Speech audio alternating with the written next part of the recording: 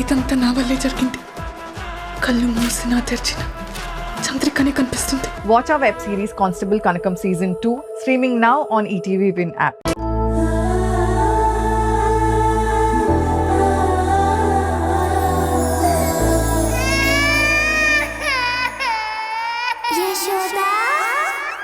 ఒక్క నేను తప్ప నువ్వు చాలా చాలా మంచివాడివి హరి. నా సంతోషంలో నువ్వు నీ సంతోషం వెతుక్కుంటున్నావు. నాకు నిన్ను వదులుకోవాలని లేదు హరి. కానీ నీ గురించి ఆలోచించడం మొదలుపెట్టిన మొదటి క్షణంలోనే నాకు దాక్షాయని అత్తయ్య గుర్తుకొస్తుంది. అత్తయ్య కొడుకు మీద పెంచుకున్న ప్రేమ గుర్తుకొస్తోంది. అలాగే ఈ సమాజం నీ గురించి ఏం మాట్లాడుతుందో అనే భయం మొదలవుతుంది. అందుకే నీ మీద నా మనసులో ఉన్న ఇష్టాన్ని నాలోనే దాటేస్తున్నాను. పొరపాటున నేను నీకు దగ్గరయ్యి నీ భార్యగా నీ జీవితంలోకొస్తే ఆ మరుక్షణమే మీ అమ్మ నీకు దూరం అవుతుంది. నా అనేవాళ్లు లేకపోతే ఆ జీవితం ఎంత నరకంగా ఉంటుందో నాకు బాగా తెలుసు హరి. నాలాంటి జీవితాన్ని నీ జీవితంలోకి నేను వచ్చి నీకు ఇవ్వాలి అనుకోవడం లేదు.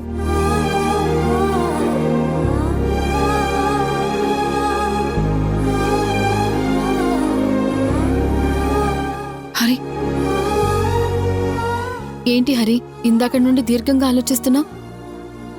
యశోద, నాకు ఎవరిని అనుమానించాలో ఎవరిని అనుమానించకూడదో అర్థం కావట్లేదు. నాకు సుబ్బరాజు మీద అనుమానం వచ్చి సుబ్బరాజు ఇంటి ముందు కాపలా కాశాను.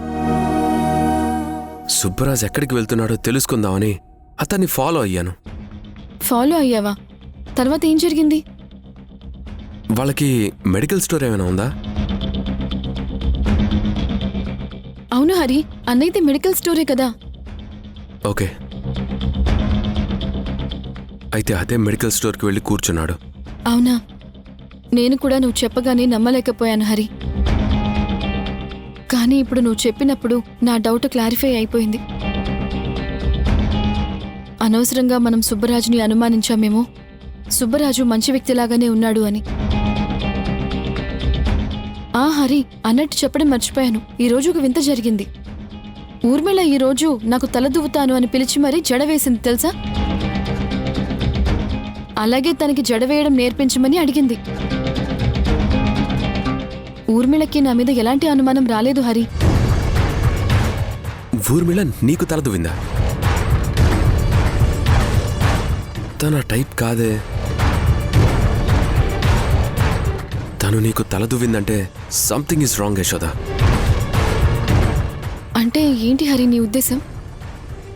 అదే అర్థం కావడం లేదు.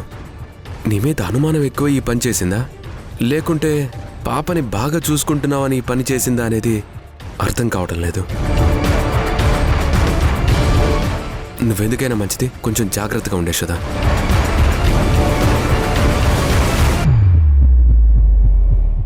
సుబ్బరాజు, ఈ కవర్ చాలా జాగ్రత్తగా తీసుకెళ్ళి డాక్టర్ పోచంపల్లికివ్వు. అలాగే మేడం. ఇప్పటి వరకు తప్పించుకుంటున్న యశోద ఈసారి తప్పించుకోలేదు. అది వేషాలు వేస్తే నేను గుర్తుపట్టలేననుకుంటోంది. దాని లోగుట్టంతా ఈ దెబ్బతో బయటపడుతుంది. అవునా మేడం? అలా ఎలా? అసలు ఏంటి మేడం ఇది? తినబోతూ రుచెందుకురా అడగటం, తర్వాత నీకే తెలుస్తుంది. అసలు ఈ కవర్లో ఏం ఉండుంటుంది? ఊర్మిళ మేడం ఇంత కాన్ఫిడెంట్గా ఉంది.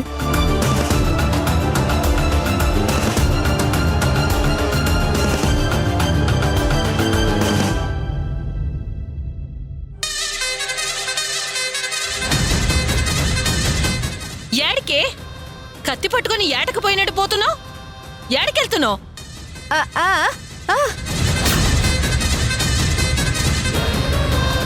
నీకసలు బుద్ధుందా? ఒంటి మీద దెబ్బలు చూసుకోవే. కనీసం మాడని కూడా మాడలేదు కదే. రాత్రే కదే అంత పెద్ద ప్రమాదం నుంచి బయటపడ్డావు.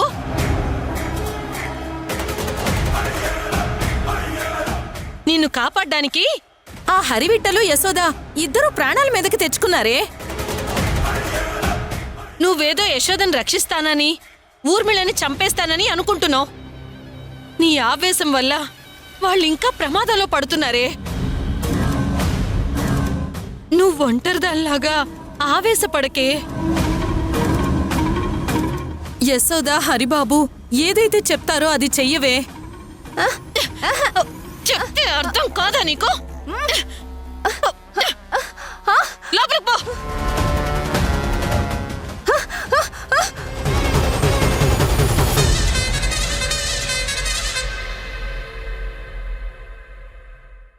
హాయ్. Hi sir. ఎక్కడి నుంచి వస్తున్నావు? మెడికల్ స్టోర్కి వెళ్ళాను సార్. అక్కడ చిన్న పని ఉంటే అది చూసుకున్నాను సార్. ఆ తర్వాత రాత్రి అంత జరిగిన తర్వాత యశోద మీద ఆ ఊర్మిళకి డౌట్ వస్తుందేమోనని నాకు అనిపించింది సార్. కొంచెం రిస్క్ చేసి ఆ ఊర్మిళ ఇంటికి వెళ్ళాను సార్. ఊర్మిళ ఇంటికి వెళ్ళావా? అవును సార్. అక్కడికి వెళ్ళబట్టే నాకు అక్కడ ఏం జరుగుతుందో అంతా అర్థమైంది. ఏమర్థమైంది? అసలు అక్కడ ఏం జరిగింది? అక్కడ ఊర్మిళ ఎవరికో ఒక కవర్ ఇచ్చి ఒక డాక్టర్ పేరు చెప్పి వెళ్ళి ఆవిడ్ని కలవమని చెప్పింది సార్. ఆవిడ్ని కలిస్తే 2 రోజుల్లో యశోద గుట్టు బయటపడుతుందని చెప్పింది. అది ఎలా అని నాకు అర్థం కాలేదు. వెంటనే ఆ కవర్ తీసుకున్న వ్యక్తిని నేను ఫాలో అయ్యాను. వాడిని 4 పీకి వాడి దగ్గరున్న కవర్ లాక్కున్నాను. సూపర్ సుబ్బరాజు గారు, ఇంతకీ ఆ కవర్ ఏంటి? ఏమో సార్, నాకు కూడా తెలీదు. ఏది ఒకసారి నీ దగ్గరుంటే ఇవ్వు. అలాగే సార్.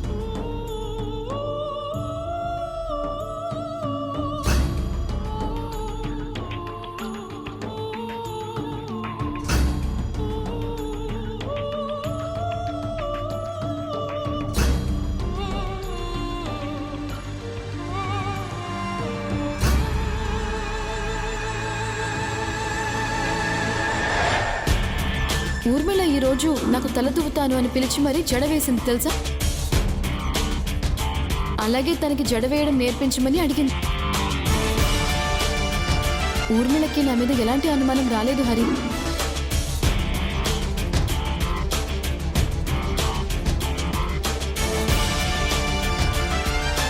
మై గాడ్, ఏమేం సార్? సోదమ్మాయి రూపంలో ఉన్న యశోద మీద ఊర్మిళకి అనుమానం వచ్చినట్లుంది. అందుకే యశోద హెయిర్ పాప హెయిర్ కలెక్ట్ చేసింది. వీటితో DNA టెస్టులు చేయిస్తుంది. పొరపాటున ఈ టెస్టులు మ్యాచ్ అయ్యి ఆ పాప యశోద పాపని ఊర్మిళకి తెలిసిందా, యశోదని మరుక్షణమే బ్రతకనివ్వదు. యశోదని ఎలాగైనా సేవ్ చేయాలి. ఎలా సేవ్ చేస్తారు సార్?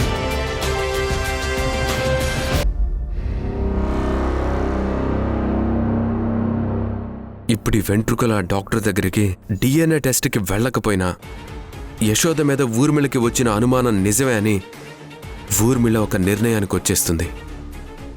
అలా కాకుండా ఉండాలంటే ఇవి ల్యాబ్కి వెళ్లాల్సిందే, టెస్ట్ జరగాల్సిందే, DNA రిపోర్ట్ రావాల్సిందే. కానీ యశోద సేవ్ అవ్వాలి. అదెలా కుదురుతుంది సార్? కుదురుతుంది.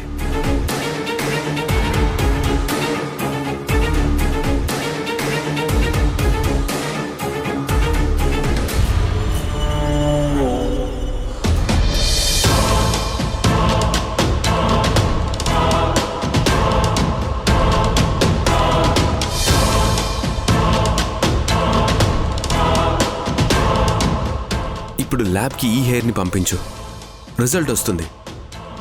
నా DNA పాప DNA మ్యాచ్ అవ్వదు కాబట్టి జయ రూపంలో ఉంది, యశోద కాదని ఊర్మిళ ఒక నిర్ణయానికి వస్తుంది. సూపర్ సార్, మీ తెలివికి హ్యాట్స్ ఆఫ్. నా తెలివి కా సుబ్రాజ్, నీ ధైర్యానికి హ్యాట్స్ ఆఫ్. నువ్వే కనుక ఈరోజు ఇనిషియేటివ్ తీసుకొని ఊర్మిళ ఇంటికి వెళ్ళకపోయి ఉంటే మనకిది తెలిసేదే కాదు. ఊర్మిళకు రేపొద్దున యశోద దొరికిపోయి ఉండేది. అప్పుడు మనందరం ఏమీ చేయలేని పరిస్థితిలో ఉండేవాళ్ళం. యశోద మనకి దక్కేది కాదు. నిజంగా నువ్వు గ్రేట్ సుబ్బరాజు. అలా అనకండి సార్. మీరేం చేసినా నేనేం చేసినా యశోద కోసమే కదా. సరే సార్, నేను వెళ్ళొస్తాను. అలాగే. సరే సార్.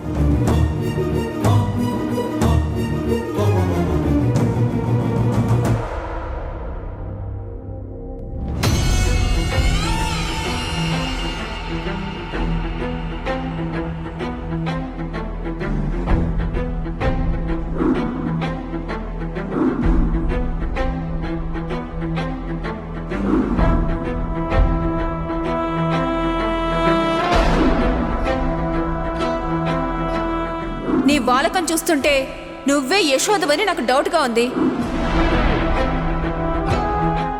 జయ, నువ్వే యశోదవనే అనుమానం నాకు డే బై డే పెరుగుతోంది. నిన్ను పట్టుకొని నిలదీసి నీ మొహాన్ని కడిగేసి నువ్వు యశోద కాదా అని తెలుసుకోవడం నాకు క్షణంలో పని. కానీ ఇన్ని రోజులు ఎందుకు ఆగుతున్నాను అంటే, ఒకవేళ నువ్వు యశోదవి కాదు జయవే అయితే నేను నా కుటుంబం విషయంలో రిస్క్ చేసిందాన్ని అవుతాను. అందుకే ఇంత ఓపిగ్గా ఉంటున్నాను. మహా అయితే 2 రోజులు పడుతుంది DNA రావడానికి. వెయిట్ చేస్తాను నిన్ను చంపే రోజు కోసం.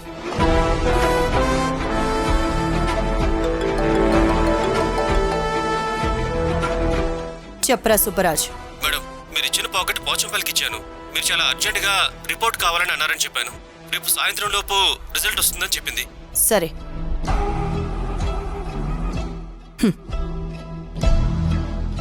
జీవితంలో నేను అందరినీ భయపెట్టాను కానీ ఎవ్వరూ నన్ను ఇంత టెన్షన్ పెట్టలేదే యశోదా. నా చేతుల్లో నీ చావు మాత్రం చాలా దారుణంగా ఉంటుంది.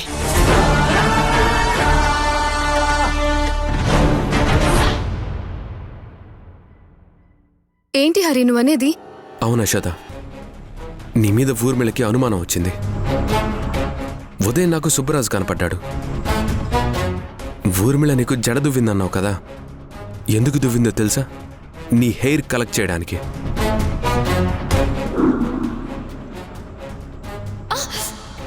నీ హెయిర్ని పాప హెయిర్ని ఒకడికిచ్చి ఒక డాక్టర్ దగ్గరికి DNA టెస్ట్ కోసం ల్యాబ్కి పంపిస్తూ ఉంటే సుబ్బరాజు డేర్ చేసి అతన్ని కొట్టి అతని దగ్గర నుండి హెయిర్ లాక్కున్నాడు.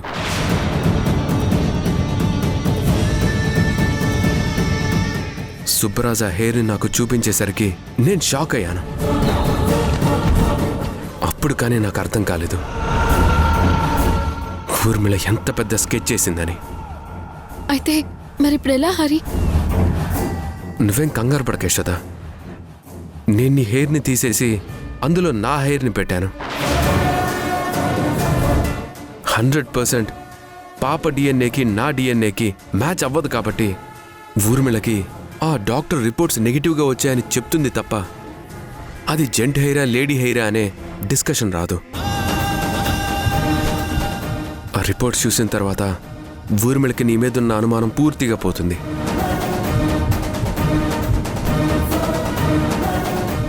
అయినా ఎందుకు హరి నీ హెయిర్ పంపించావు? ఆ హెయిర్ ఎక్కడైనా పడేసి ఉండొచ్చు కదా. యశోద, కొంచెం కూల్గా ఆలోచించు. DNA టెస్ట్గా హెయిర్ వెళ్ళకపోతే వెంటనే ఊర్మిళకి అనుమానం వస్తుంది.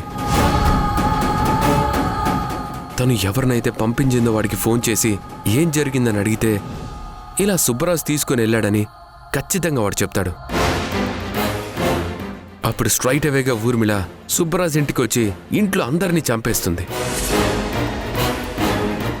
తన గురించి నీకు తెలియంది కాదు కదా. అవును హరి, నువ్వు చెప్పింది నిజమే.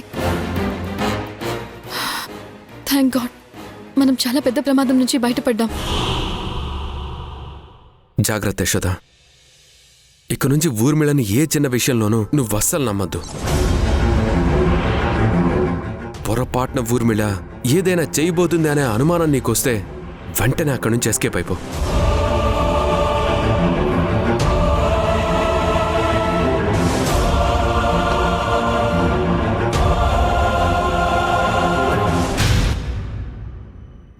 అది దేవికి జరిగింది.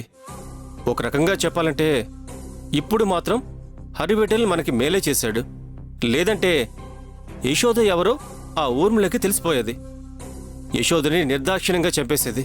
అమ్మో, ఎంత ప్రమాదం తప్పిందిరా. వింటుంటేనే గుండెలు అదిరిపోయాయి. ఆ హరివిట్టల్ని నిజంగా ఆ దేవుడే మన కోసం పంపినట్టున్నాడు. ఏదో ఒక్క విషయంలో శత్రువు మనకు సాయం చేశాడని వాడిని మిత్రుడనుకుంటే అది మన పిచ్చితనమవుతుంది. యశోదని కాపాడుకోవటం ఆ హరివిట్టలకు కూడా ఇంపార్టెంటే కాబట్టి వాడి రిస్క్ చేసుంటాడు. అంతేకాని వాడు మంచోడని మీరు నెత్తిన పెట్టుకోవద్దు. ముందు జరగాల్సిన దాని గురించి ఆలోచించండి. అది కరెక్టే అమ్మా. అమ్మ చెప్పేది కూడా నిజమే. యశోదకి ఏం కాకుండా చూసుకోవాల్సిన బాధ్యత మందేరా.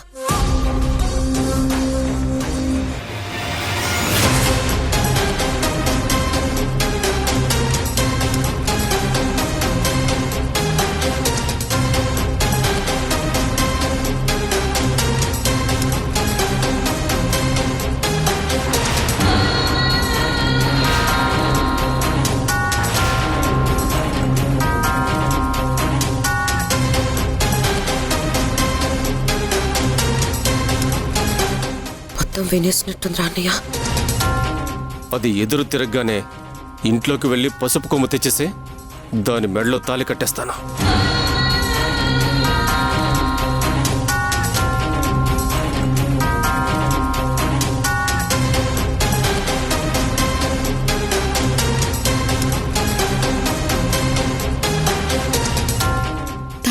Thank you so much Subbaraj గారు.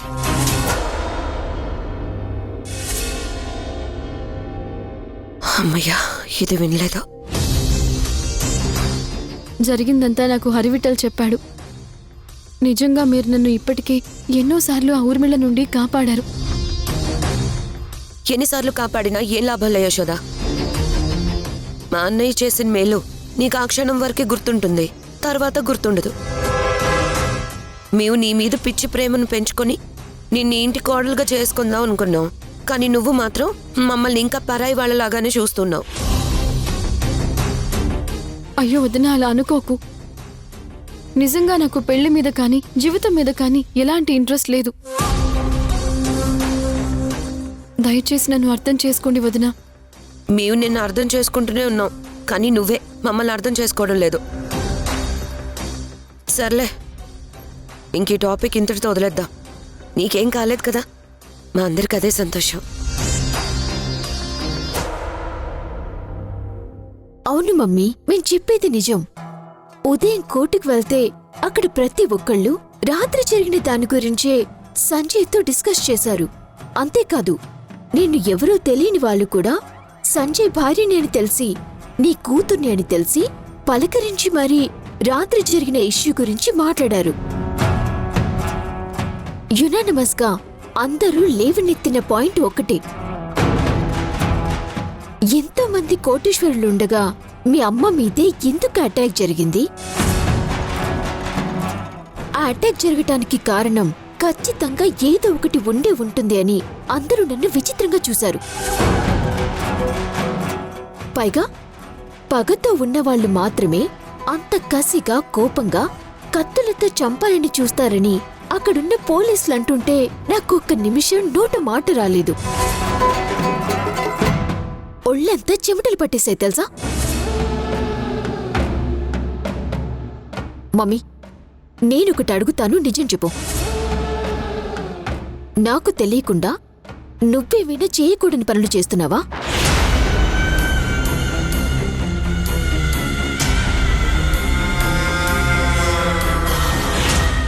ఐ మీన్, జనాల మనసు నొప్పించేవి కానీ, జనాలకి అన్యాయం చేసే పనులు కానీ ఇలాంటివేమైనా నువ్వు చేస్తున్నావా?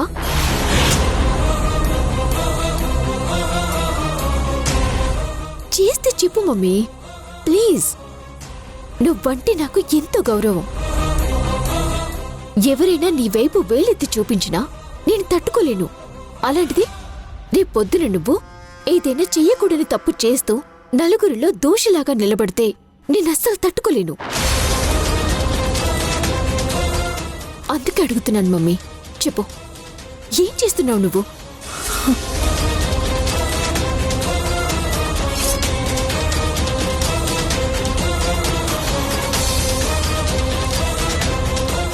ఇలా ఎలా మాట్లాడగలుగుతున్నావు నీరజ? ఇన్నేళ్లగా నన్ను ఇంత దగ్గరగా చూస్తూ ఉన్నావు కదా, ఏ రోజైనా నీకు నా మీద చిన్న అనుమానమైనా వచ్చిందా? లేదంటే నీకెవరైనా వచ్చి మీ అమ్మ నాకు ఈ అన్యాయం చేసిందని కానీ, మీ అమ్మ వల్ల ఇంతమంది నష్టపోయారు అని కానీ చెప్పారా? లేదు మమ్మీ. అయినా సరే నువ్వు నన్ను ఇలా గుచ్చి గుచ్చి అడుగుతున్నావంటే ఏంటి అర్థం? నా మీద నీకు అనుమానం ఉందనే కదా? అది కాదు మమ్మీ. వద్దు నీరజ, నన్ను చెప్పనివ్వు. ఇప్పటిదాకా నువ్వు చెప్పింది నేను విన్నాను కదా. రాత్రి సంజయ్ చెప్పాడు కదా, హాస్పిటల్లో నాకు శత్రువులు ఉన్నారు అని. పేదలకి సహాయం చేయడం కూడా ఈ కలియుగంలో తప్పైపోయింది నీరజ.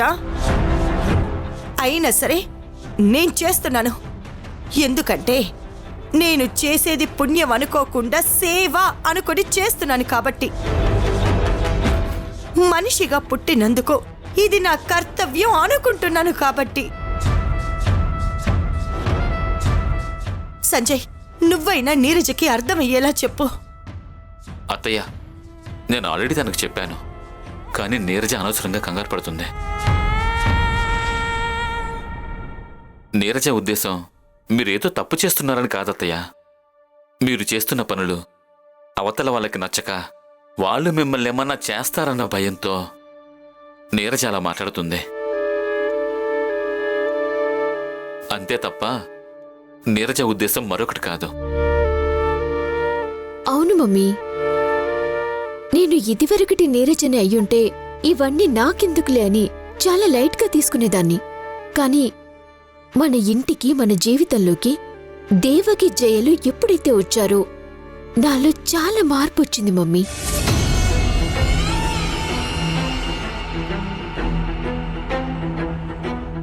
ఎరా సుబ్బరాజు, డాక్టర్లంటే నీ కంటికి ఎలా కనిపిస్తున్నారా? ఒక అమ్మాయి హెయిర్ పంపిస్తున్నా పాప డిఎన్ఏతో మ్యాచ్ అవుతుందో లేదో చూడు అంది. నువ్వేమో మగవాళ్ల హెయిర్ తెచ్చావు. హెయిర్ ఎందుకు మార్చేశావు? ఊర్మిళ మనవరాలుగా పెరుగుతున్న పాప యశోదకి అతనికి పుట్టిన పాపని అతనికి తెలుసా?